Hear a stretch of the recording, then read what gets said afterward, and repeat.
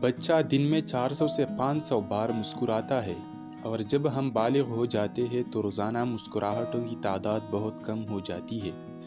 بچے سے زیادہ توقعات نہیں ہوتی، کیونکہ اسے جو کچھ ملتا ہے اس سے وہ خوش اور راضی ہوتا ہے۔ تو کیا کوئی ہمیشہ بچے کی طرح رہ سکتا ہے؟